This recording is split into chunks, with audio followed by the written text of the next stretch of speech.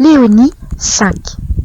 Nous insistâmes debout à son déjeuner, tandis qu'il causait avec notre bon père. Puis, avant de nous quitter, Monseigneur donna à chacune une bénédiction particulière. Commençant par notre mère, il lui dit ces paroles, alors qu'il traçait sur son front le signe de la croix, « Fidélité et paix ». Avant de repartir pour Genève, le prélat remet aux deux novices une image du Sacré-Cœur portant sa signature, avec cette même consigne « Fidélité et paix », écrite de sa main. Sœur Françoise de Sales, comblée, se rend ensuite avec sa compagne, reconnaissance oblige, auprès de la mère Chapuis, qui attendait ses filles avec une sainte impatience. Monseigneur Ravinet, évêque de Troyes, entièrement favorable à cette fondation, recevra aussi leur visite. On se remet à la besogne, car à l'œuvre, la vie continue. Sœur Françoise de Sales ne perd pas une minute, mais elle va s'appliquer à le faire façon salésienne, bellement. Si bien que, tous les témoignages de ses compagnes concordent, c'est une âme de paix. Les maisons prennent de l'extension et le nombre des pensionnaires oblige à construire. Celle des Taucelles aura son internat. L'abbé Brisson, grand bâtisseur, est l'architecte. Mais il doit s'en remettre de plus en plus au sens pratique de sœur Françoise de Sales pour le détail des installations, car une autre fondation l'accapare. Monseigneur Ravinet lui a demandé de relever l'unique collège catholique de jeunes gens de la ville en train de s'éteindre. Ce n'est pas une mince affaire, sans locaux, sans personnel. La mère Chapuis persuade l'abbé d'y voir l'occasion de poser les bases de cette congrégation de prêtres de Saint-François de Sales dont elle l'entretient depuis plus de 20 ans. C'est la raison première pour laquelle Dieu l'a envoyé de Fribourg à Troyes, le but de sa vie. L'abbé Brisson acquiesce. Ainsi naîtront les Oblats de Saint-François de Sales avec leur premier établissement scolaire, le collège Saint-Bernard. Sœur Françoise de Sales, par son sens des responsabilités, allié à une fidèle dépendance, allège le plus possible le fardeau du fondateur. Les temps sont difficiles, les épreuves se succèdent. Le 28 mars 1869, c'est la mort de Monseigneur Théodore Avia, père de la fondatrice. Elle ne l'a jamais revu. Pas besoin d'insister sur la douleur qu'elle ressent. Que va devenir sa mère? L'année du noviciat avance, mais les bruits de guerre se font toujours plus précis. La cérémonie de profession devra-t-elle être différée, et jusqu'à quelle lointaine période plus favorable? Le conflit éclate en effet, le 19 juillet 1870, entre la France et la Prusse. C'est la guerre, avec son cortège d'angoisse et de misère. Les usines cessent leur activité, plus de travail pour les ouvrières, et les vivres manquent. Il faut renvoyer à leurs familles toutes celles qui peuvent y être accueillies. Pour les autres, il n'y a qu'à se confier au Seigneur. Il ne peut abandonner ses petites épouses. Le père Brisson, nous le nommerons désormais ainsi, d'une main vigoureuse, galvanise ses troupes. Soyez le mur d'airain autour de la cité, soyez ferme, inébranlable. Portez le caractère d'épouse de Jésus-Christ par votre candeur, votre simplicité, votre amour de notre Seigneur. Dieu est fidèle. Quand on se donne à lui, il se donne à nous. Ce qu'il nous promet, il ne manque pas de l'accomplir. Ce qu'il dit, nous pouvons nous y fier. Il est fidèle, et sa fidélité est délicate. Bientôt, la confiance est payée de retour. L'ouvroir des terrasses se transforme en atelier de képi et uniforme militaire. Le pain quotidien est assuré. À Saint-Rémy-des-Taucelles, 80 ouvrières sont désœuvrées. Sœur Françoise de Sales a l'idée ingénieuse d'enseigner à ses grandes filles, presque toutes illettrées, lecture et écriture le matin, et l'après-midi, la coupe et la couture. Elle quémande, à droite et à gauche, des vêtements usagés que les ouvrières ajustent à leur goût. Ce qui manque est taillé dans les pièces d'étoffe que des magasins cèdent à bon marché. La fondatrice se charge elle-même de cet atelier peu ordinaire qui transforme en friperie le grand réfectoire. Tous les jours, elle se rend au Tocel avec une postulante. Le père Brisson vient, lui aussi, presque chaque après-midi, encourager son monde. Avant de congédier les externes, il leur fait servir une grande assiette de soupe bien chaude et un bon morceau de pain. On passe ainsi sans trop de dommages à travers la tourmente. Mais, après le traité de Francfort, 10 mai 1871, Troyes voit déferler d'Alsace un nombre considérable d'immigrants désireux de conserver la nationalité française. À la fin de l'hiver 1870-1871, le père Brisson est, un jour, averti par le chef de gare de l'arrivée de 14 petites Alsaciennes envoyées à Troyes par leur curé. Celui-ci est persuadé qu'elles y échapperont à leur misère. Le père dépêche sœur Françoise de Sales auprès des enfants. Elle part sous une pluie battante et trouve les fillettes transées de froid et de faim, serrant sur leur cœur, dans un mouchoir de poche, tout leur bagage. Un omnibus du collège Saint-Bernard les amène chez le père Brisson. Elles s'y réchauffent et prennent un peu de nourriture, tandis que sœur Françoise de Sales se procure matelas, draps et couvertures. On cherche le tout sur une carriole et, les 14 enfants juchés par-dessus, l'équipage se rend au Tocel. Sœur Françoise de Sales y a devancé. Un dortoir est prêt pour l'installation. Le lendemain, la fondatrice parcourt les magasins de la ville. Vêtements, chaussures, sabots vont habiller ses enfants et elles vivront aux frais de l'œuvre. Jusqu'à ce que la filature de soie de Monseigneur Opnaud rouvre ses portes pour les plus robustes. Sœur Françoise de Sales a fourni, au cours de ces mois, un effort au-dessus de sa résistance physique. Ses forces la trahissent. L'idéal où Dieu l'attire est si élevé, et elle se sent si faible et incapable. Elle crie au secours à l'adresse de son saint patron et protecteur. Elle voudrait mieux comprendre ces fortes paroles. Dieu veut que votre misère soit le trône de sa miséricorde. Saint François de Sales, vous m'avez choisi pour être à la tête de cette petite troupe. Donnez-moi votre esprit, votre cœur. Demandez pour moi à sainte Chantal toute sa fermeté et en même temps sa compassion et son cœur pour le prochain. L'oubli de moi-même et une grande simplicité envers notre bon Père. Faites-moi part de votre union à Dieu et de cet esprit intérieur qui sait tout faire avec Dieu et rien sans lui. La lumière ne tarde pas à revenir et, avec elle, la paix. C'est aujourd'hui où Dieu m'a fait la grâce d'avoir le grand désir de m'établir en repos continuel avec lui. Je disais à notre Père que ce n'était qu'hier où j'avais compris ce qu'il me disait depuis longtemps.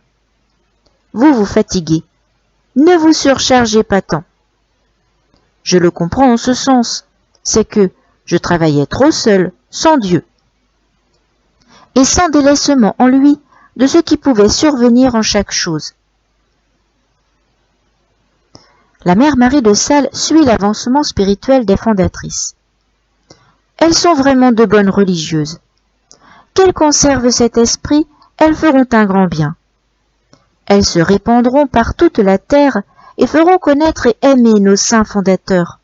Elles feront du vrai. Dieu fait savoir dans l'oraison à cette grande contemplative que l'appel du Sauveur est pour que l'on partage sa vie, pour que l'on soit continuellement avec lui, qu'on habite la même demeure. Je le vois, le Sauveur, parcourir les demeures non encore visitées de la charité divine.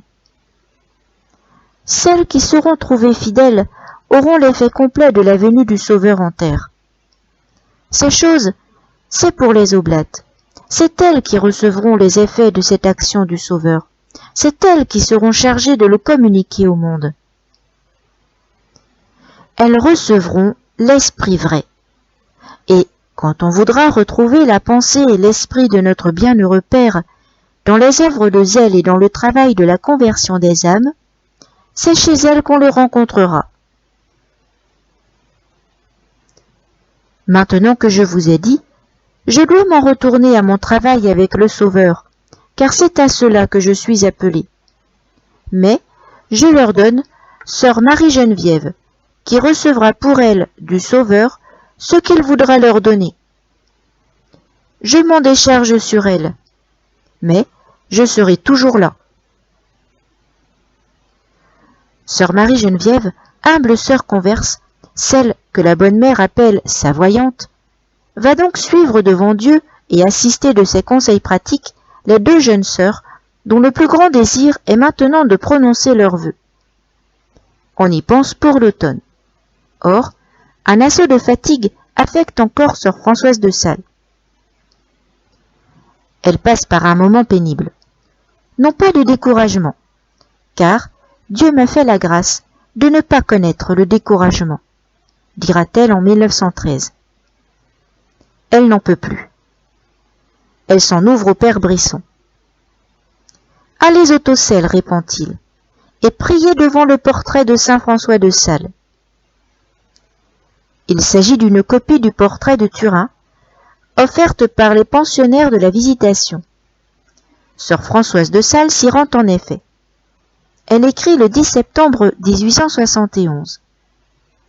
Il me semblait que ce bon père me disait « Tu ne jouiras pas de la santé, mais tu auras toute la force nécessaire pour tout ce que Dieu te demandera. Mais ne néglige rien. » Réconfortée, elle entre en retraite le 4 octobre avec sœur Jeanne-Marie et les 4 postulantes qui vont recevoir le Saint-Habit. C'est le 11 qu'aura lieu la cérémonie.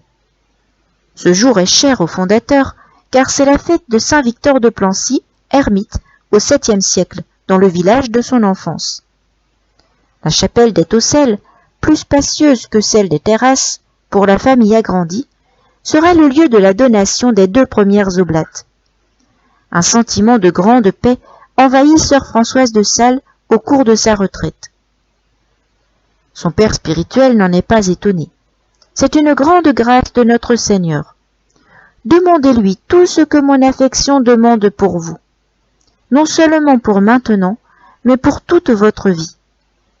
Que ce soit votre unique prière.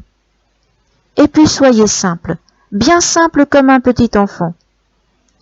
Venez à moi et dites-moi bien quand vous êtes un peu moins bien, un peu ennuyé, dégoûté, attristé, et pourquoi. Et comme cela, notre Seigneur vous aimera bien. Comme il l'aime cette fille que le Seigneur lui a donnée alors qu'elle n'était qu'une enfant, afin qu'il la conduise jusqu'à la perfection du jour. Sœur Françoise de Sales, appuyée sur un tel père, va faire sans peur le pas définitif. Pourtant, sœur Marie-Geneviève, par ses avis éclairés, devra lever un dernier doute. A-t-elle le droit d'abandonner sa mère maintenant seule dans la vie? Remettez toutes vos inquiétudes dans le bon Dieu. Vous pouvez être bien tranquille. Vous avez été fidèle et bien fidèle à Dieu et à vos parents. Oui, fidélité et paix. Le mercredi 11 octobre 1871 arrive au Tocel vers 8h30 Monseigneur de Ségur, qui fait à son ami le père Brisson l'honneur de présider la cérémonie. La chapelle est aussi simple que l'oratoire des Terrasses. Elle possède pourtant une statue de la Vierge achetée à Vendeuvre, encadrée par les portraits de saint François de Sales et de sainte Chantal.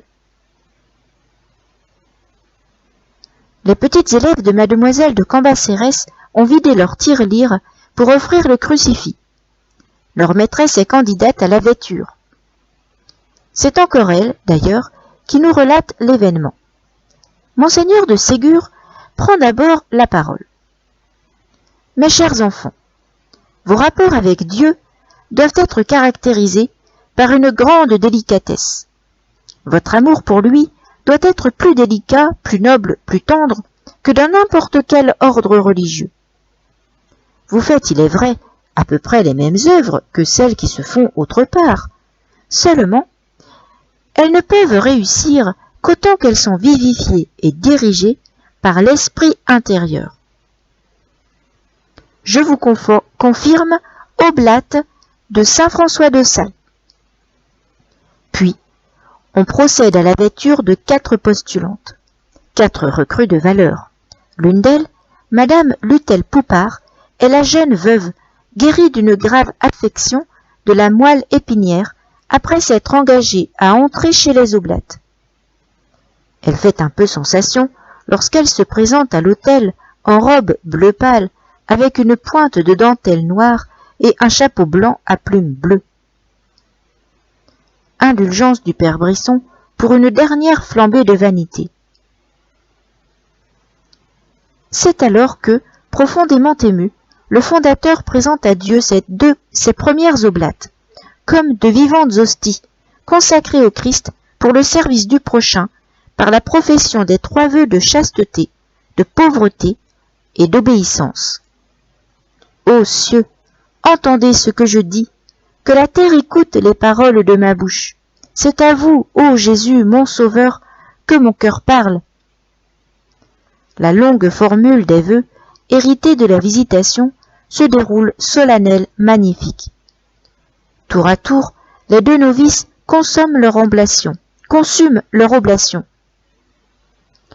Après la messe, le père Brisson reconduit le vénérable prélat, déjà aveugle, et revient vers ses enfants. Il est radieux, la moisson lève. Les 2 professes en sont les premiers fruits. Et puis, des novices viennent de prendre le voile. Des postulantes sont là, attendant leur tour. L'avenir de la congrégation est assuré. Le soir, les jeunes ouvrières entourent leurs chères oblates qui avaient disparu depuis leur entrée en retraite. Pour fêter ce revoir et les grands événements du jour, elles apportent triomphalement un énorme gâteau avec cette inscription « Vive nos sœurs !» Le ton est à la joie. Quant aux impressions profondes de sœur Françoise de Sales, elles resteront à jamais le secret du roi. On peut lire simplement sur son carnet de retraite cette résolution tracée à la veille de sa donation et dont toute sa vie sera le parfait accomplissement, m'oublier entièrement.